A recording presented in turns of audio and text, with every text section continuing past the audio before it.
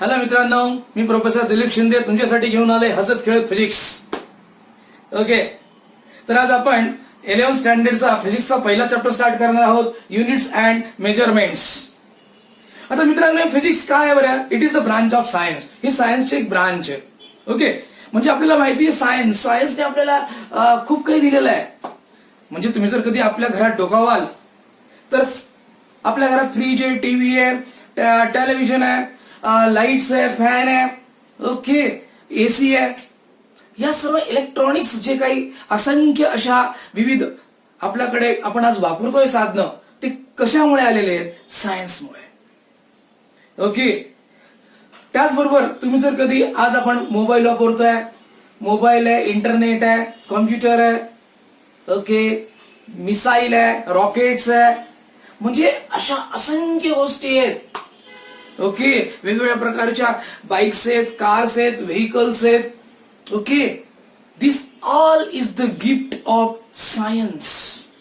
Means आपण असं म्हणू शकतो की सायन्सने आपलं जे लाईफ आहे फार सहज, सुंदर आणि कम्फर्टेबल बनवलेलं आहे. ओके, म्हणजे आपल्याला सायन्सने खूप काही दिलेलं आहे. ओके, त्याच्या आपण डिसएडव्हान्टेजेस विषयी आज आपण चर्चा करणार नाहीये.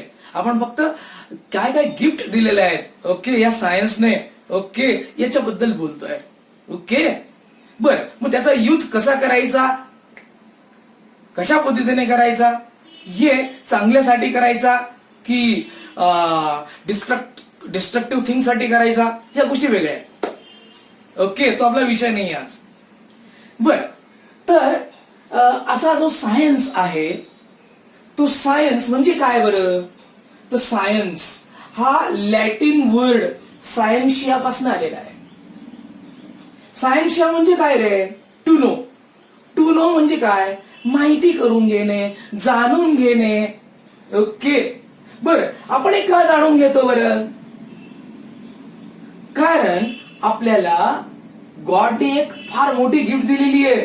कोणती? क्युरिओसिटी. ती इतर कुठल्याही अॅनिमल्सला दिलेली नाहीये, ती फक्त मानवालाच दिलेली आहे. Okay, curiosity. त्याच्यामुळे आधी काळापासून मानव त्याच्या आतमध्ये असलेल्या क्युरिओसिटीमुळे त्याच्यावर ज्या ज्या गोष्टींचा डायरेक्टली इनडायरेक्टली असर होतोय, त्या गोष्टींचा तो स्टडी करायला लागला. येते का लक्षात?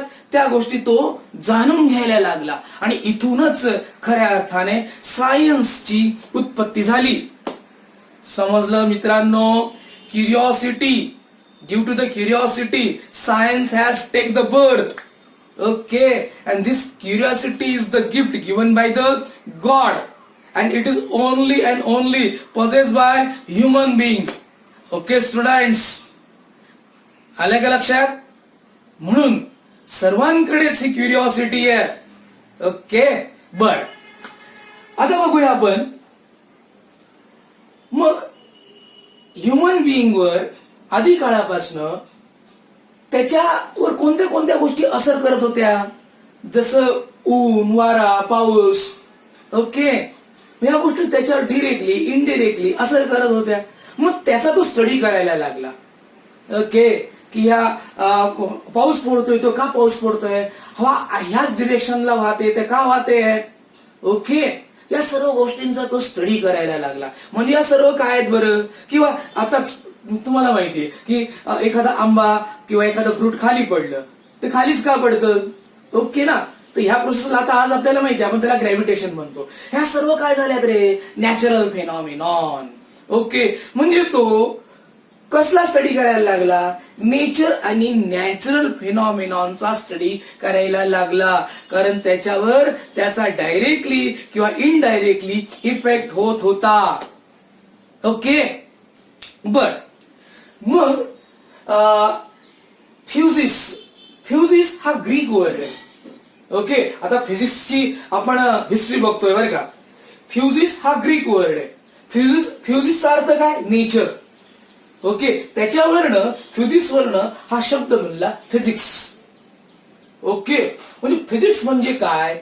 It is the branch of science which deals in the study of nature and natural phenomenon. Simple.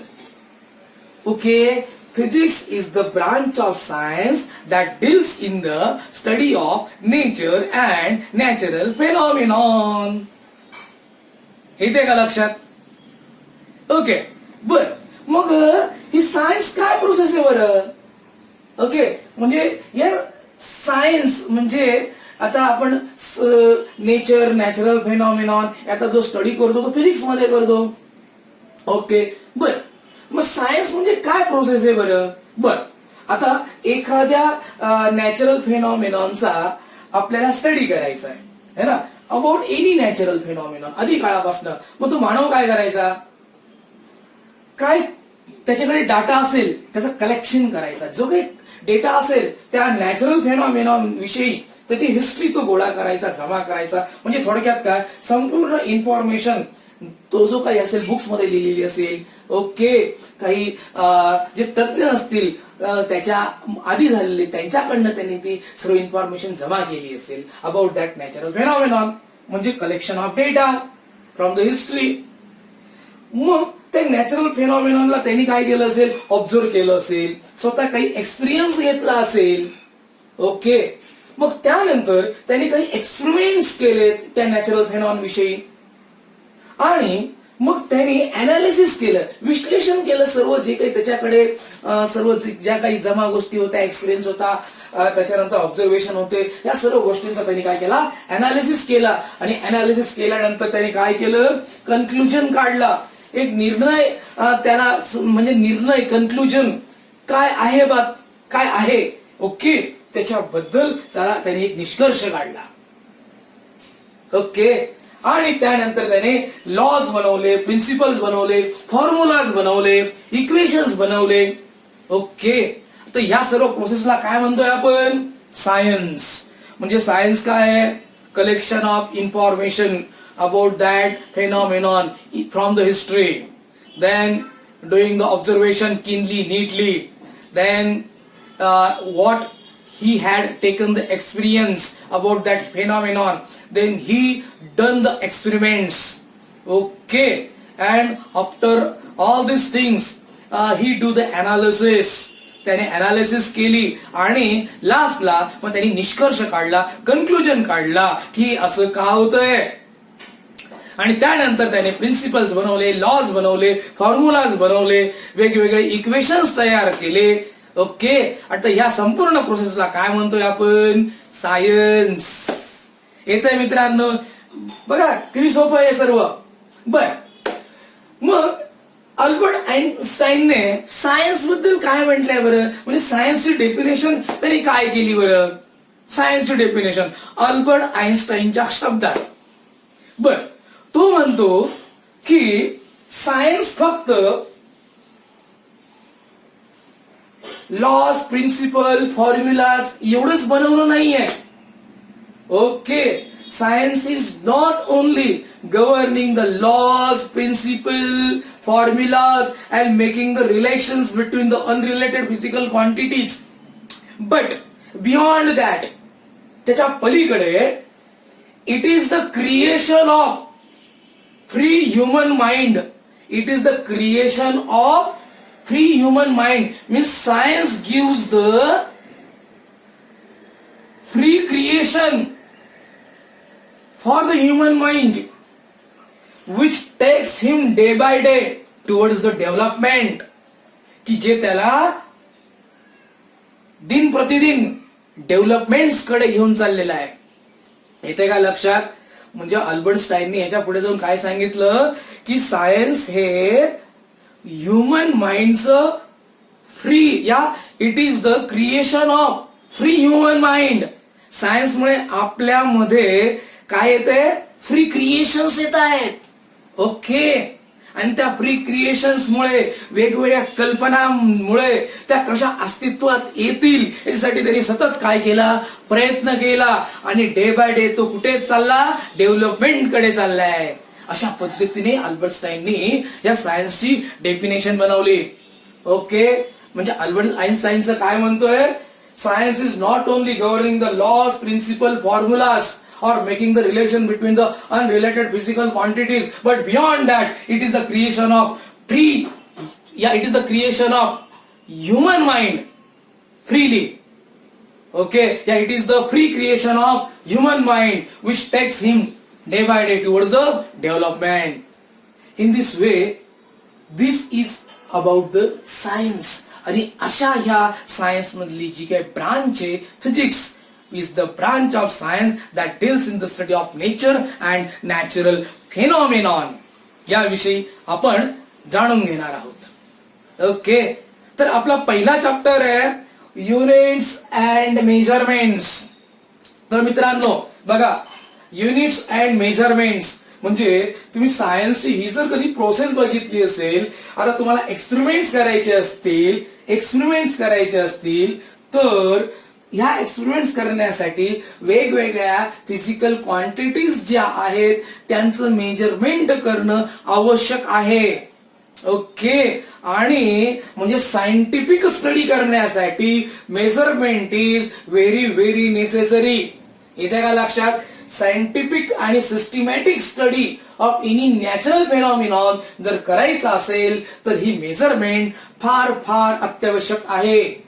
Okay, म्हणजे सायन्ससाठी आवश्यक आहेच, पण आपण जर कधी डे टू डे लाईफ मध्ये बघितलं तर ही मेजरमेंट कशा पद्धतीने आपल्याला नेसेसरी आहे ते बघा. आता तुम्ही आता सपोज तुम्ही एखाद्या शॉपमध्ये गेला आणि तुम्हाला म्हणजे घरून काही साखर वगैरे आणायला लावलेली आहे. ओके, काही वस्तू तुम्ही खरेदी करायला गेला. बरं, त्या दुकानदाराला तुम्ही सांगितलं की मला साखर द्या बरं. बरं, मग दुकानदार तुम्हाला डायरेक्ट साखर देईल का? नाही, तो तुम्हाला विचारेल की how much you want the sugar. तुम्हाला शुगर साखर किती पाहिजे, म्हणजे तुम्हाला काय द्यावं लागेल, करेक्ट मेजरमेंट द्यावं लागेल. तुम्ही असं म्हणणार का की मला ही गोणी आणलेली आहे, ही पिशवी आणलेली, एवढी भरून साखर द्या, असं देईल का तो? नाही देणार. तुम्हाला करेक्ट मेजरमेंट द्यायला लागेल की मला 5 kg शुगर पाहिजे, 5 किलो साखर पाहिजे. येते का लक्षात? तसंच तुम्ही जर कधी दुकानात गेलात म्हणजे क्लॉथ शॉप मध्ये गेलात तर तिथं सुद्धा आजकाल तर सर्व कपडे रेडीमेड येतात. ओके, पण पहिल्यांदा कपडे आपण शिवून घ्यायचो माहिती का तुम्हाला? तर त्यावेळेस सुद्धा तुम्हाला शर्ट पीस असेल, पॅन्ट पीस असेल, त्याचं करेक्ट मेजरमेंट द्यायला लागायचं की 2 मीटर द्या, 2.25 मीटर द्या, अशा पद्धतीने. येतं लक्षात? किंवा अजून एक एक्झाम्पल तुम्हाला सांगतो की सपोज तुम्ही तुमच्या मित्राची वाट बघतायत. ओके, आणि तुमचा मित्र जो आहे बराच लेट येतो हे ना, एखाद्या ठिकाणी तुम्हाला भेटायचंय, त्या ठिकाणी तुम्ही वाट बघतायत, तुमचा मित्र फार लेट येतो. मग तुम्ही त्याला तो मित्र आल्यावर का रे, मी इथं कधीपासून तुझी वाट बघतोय आणि ही काय तुझी येण्याची वेळ आहे का? बर, पण मित्राला याच्यातनं काही समजणार नाही की तुम्ही केव्हापासून वाट बघताय. ओके, तुम्ही जर सांगितलं अरे मी गेल्या 30 मिनिटापासून इथं तुझी वाट बघतोय, तेव्हा त्याला सिरियसनेस येईल की अरे हा इथं 30 मिनिटापासून उभा आहे. म्हणजे तुम्ही काय दिलं त्याला, correct information in terms of measurement. म्हणजे मेजरमेंट सुद्धा ही कम्युनिकेशन साठी एक मीन्स आहे to give the precise information. Precise information देण्यासाठी करेक्ट मेजरमेंट हे एक टूल्स आहे. इथे लक्षात? तर अशा पद्धतीने जर कधी डे टू डे लाईफ मध्ये हा मेजरमेंट इतका इम्पॉर्टंट आहे, तो कोणताही सायंटिफिक स्टडी सिस्टमॅटिक पद्धतीने करण्यासाठी हा मेजरमेंट हा फार आवश्यक आहे. येतं का लक्षात? बरं, टूल्स वरनं आठवलं, मी तुम्हाला सांगितलं होतं की फिजिक्स जर आपल्याला स्टडी करायचा असेल, फिजिक्स जर आपल्याला समजून घ्यायचा असेल तर 5 टूल्स वर आपण लक्ष केंद्रित केलं पाहिजे. त्याच्यापैकी आपण हा पहिला टूल्स आपण स्टार्ट केलेला आहे. कोणता आहे पहिला tools? Units and measurements.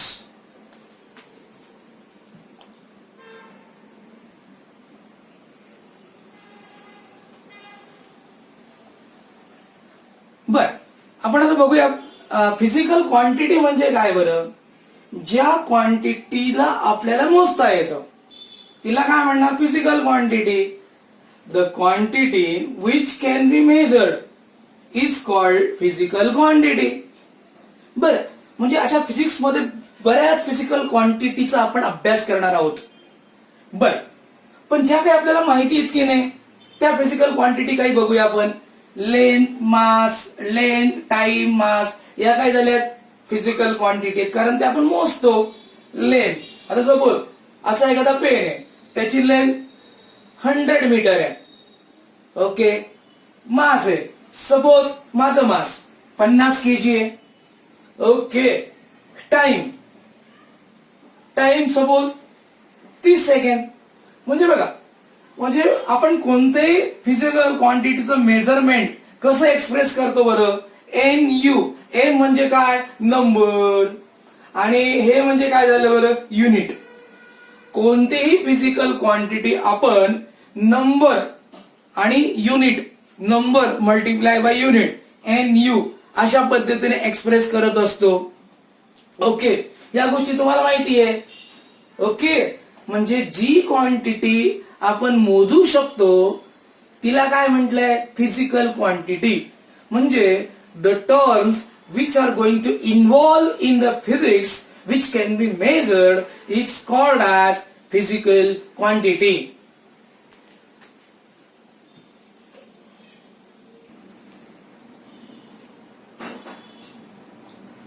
Okay. आता आपण बघितलं कोणती फिजिकल क्वांटिटी जर कधी एक्सप्रेस करायची असेल तर नंबर आणि युनिटने एक्सप्रेस केली जाते. Number and unit. बघा 10 kg. 10 म्हणजे काय, नंबर आहे. केजी म्हणजे काय, युनिट आहे. मग हे युनिट काय असतं बरं, तर बघा आता युनिटची definition. Unit the reference standard selected और chosen for the measurement of given physical quantity.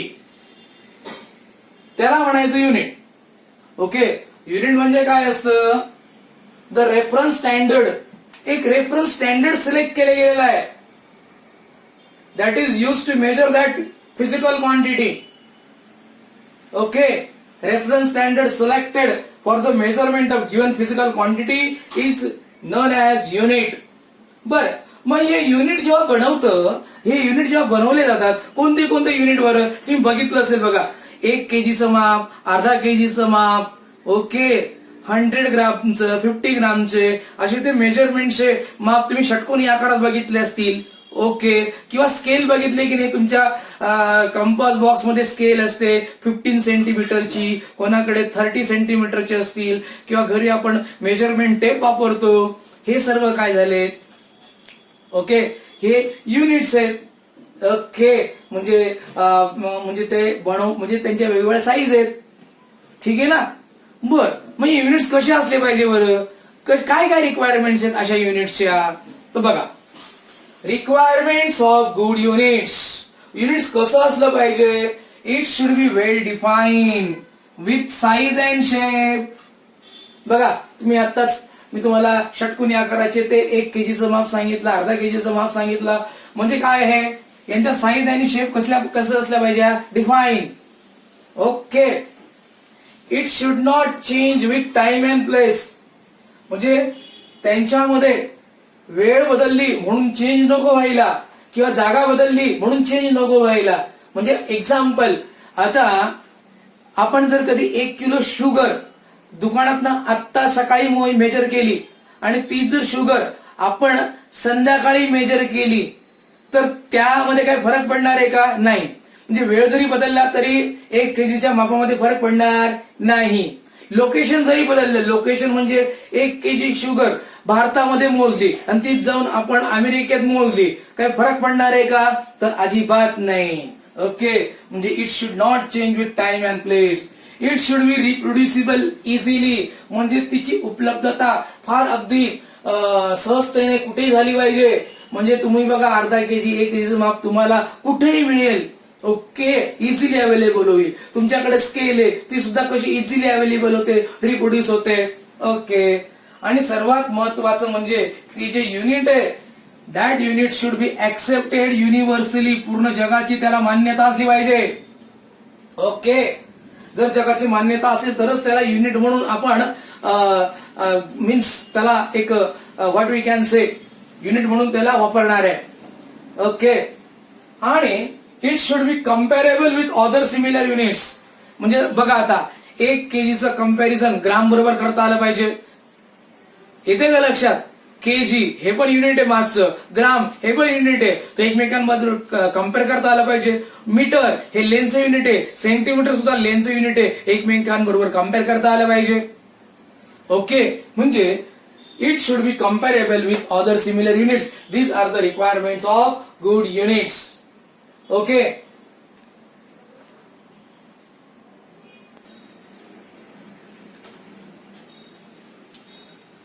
okay, let us see system of units. System of units, there are number of system of units. Okay, out of this we are going to see 4 system of units. First, MKS system. MKS. Okay, in MKS system length is measured in meter. Okay, mass is measured in kilogram. Time is measured in second. MKS, Indian standard. This MKS system is Indian standard system. M for meter, K for kilogram, S for second. MKS system. Okay. In CGS system, length is measured in centimeter. Mass is measured in gram and time is measured in second. Okay, FPS. In FPS system length is measured in feet. अरे 1 foot पट्टी. Okay, that is feet. P. Mass is measured in pound. Pound. अरे आज पण बघा, मुलाचा जन्म झाला तर कोणत्या युनिट मध्ये डॉक्टर आपल्याला माहिती सांगतात? पाऊंड मध्ये. ओके, 3 पाऊंडचा मुलगा जन्माला आला, 3.5 पाऊंडचा जन्माला आला, ते पाऊंड हे मासचं युनिट आहे. ओके, आणि टाइम सेकंड. ओके, म्हणजे ही जी एफपीएस सिस्टीम आहे ही ब्रिटिश स्टँडर्ड आहे. ओके, म्हणजे आपल्या भारतावर 150 वर्ष ब्रिटिशांनी राज्य केलं, म्हणून आपण आज पण हाईट कशामध्ये सांगतो? किती हाईट आहे तुझी? कोणी म्हणतं 5.5 फूट, कोणी म्हणतं 6 फूट. येते का लक्षात? आणि पाऊंड हा सुद्धा जन्म झाला तर मास कशामध्ये मुलाचं देतात? पाऊंड मध्ये. ओके, म्हणजे ही ब्रिटिश स्टँडर्ड सिस्टीम आहे. ओके, या साधारण आपण इंडियामध्ये यूज करतो.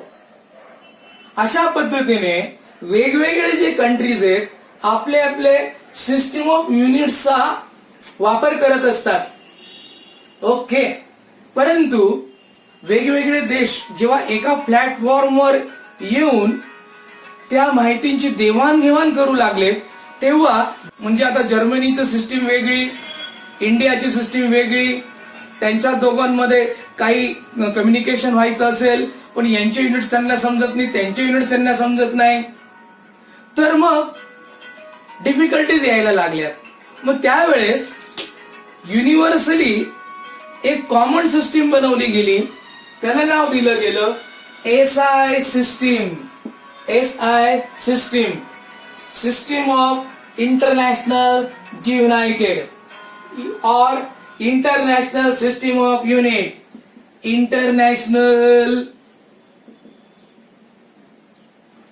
International system of units. Okay, SI system, international system of units. SI system, या system internationally united. Okay, in this way these are the 4 system, and in the SI system is the common system that is accepted universally or internationally. Okay, म्हणजे वेगवेगळ्या कंट्रीजच्या सायंटिस्टला जर कधी world wide organisation मध्ये आपला thesis सादर करायचा असेल तर त्यांचे युनिट्स, रिसर्चचे सर्व काही थिसिस असतील त्यांचे युनिट्स एसआय सिस्टीम मध्ये असले पाहिजेत. ओके, म्हणजे आता ही एसआय सिस्टीम काय आहे? आता कॉमन सिस्टीम आहे, त्याच्यामुळेच आपल्याला इन डिटेल त्या सिस्टीम विषयी आपण स्टडी करणार आहोत. Got this. Okay,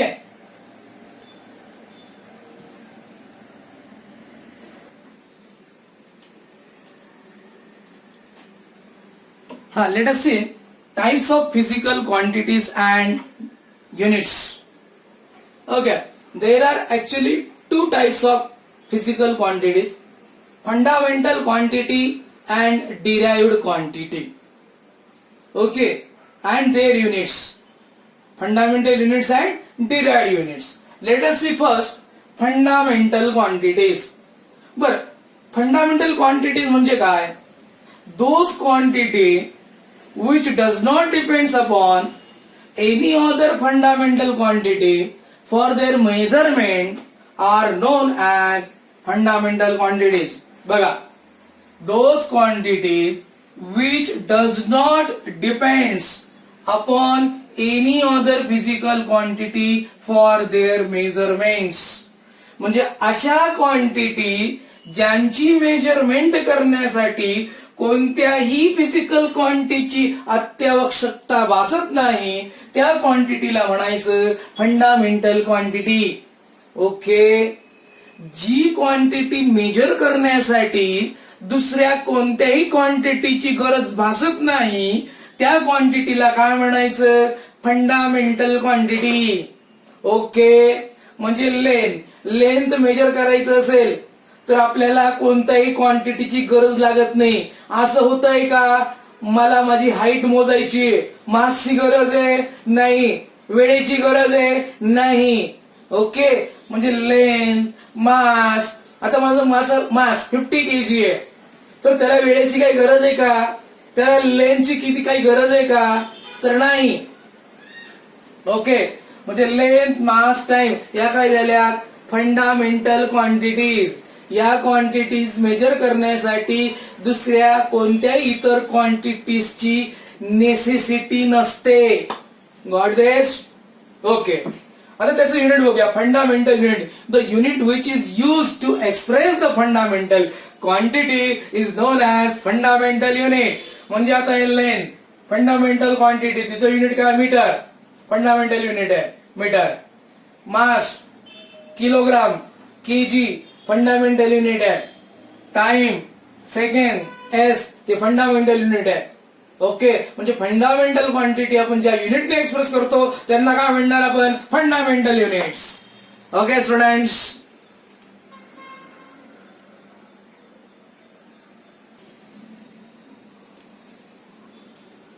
okay second type देखते हैं हम, डिराइव्ड क्वांटिटी.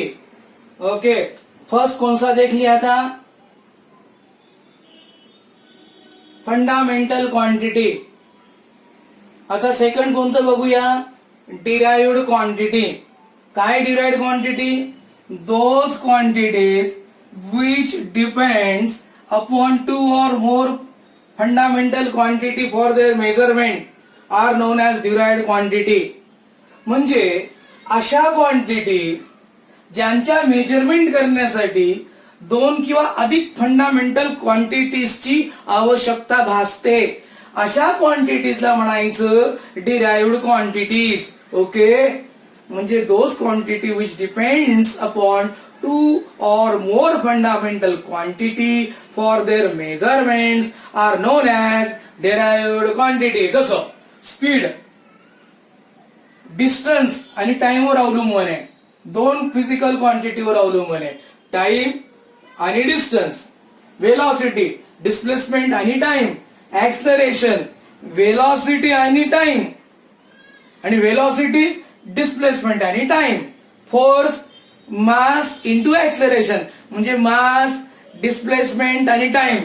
हा 3 फिजिकल क्वांटिटीवर डिपेंड आहे, हा 2 फिजिकल क्वांटिटीवर डिपेंड आहे. अशा पद्धतीने speed, velocity, acceleration, force, momentum, खूप क्वांटिटी की ज्या काय डिराइव्ड क्वांटिटी आहेत. ओके, बर, मग डिराइव्ड युनिट म्हणजे काय? Unit which is use to express derived quantity. Derived क्वांटिटीला एक्सप्रेस करण्यासाठी आपण जे काही युनिट वापरणार आहोत त्याला काय म्हणणार आहोत आपण? Derived unit. काय म्हणणार आहोत त्याला आपण? Derived unit. ओके, जसं आता स्पीडचं युनिट काढायचं असेल तर डिस्टन्सचं युनिट आपण टाइमचं युनिट. मग डिस्टन्स युनिट मीटर, टाइमचं meter, meter per second. Or metre second raise to -1 हे स्पीडचं युनिट झालं. तसंच व्हेलॉसिटीचं युनिट पण काय येणार आहे, मीटर पर सेकंड. ऍक्सलरेशनचं बघा, velocity upon time, metre per second upon second म्हणजे मीटर पर सेकंड स्क्वेअर और metre second raise to -2. Okay, तर अशा पद्धतीने या काय झाल्यात डिराइव्हड क्वांटिटी. ओके स्टुडंट, म्हणजे अशा पद्धतीने आपण युनिट्स अँड मेजरमेंटचा काय बेसिक पार्ट जो आहे तो आज आपण जाणून घेतला. ओके, तर बाकीचे जे काही टॉपिक्स आहेत ते आपण नेक्स्ट लेक्चरला बघणार आहोत. Okay students, thank you.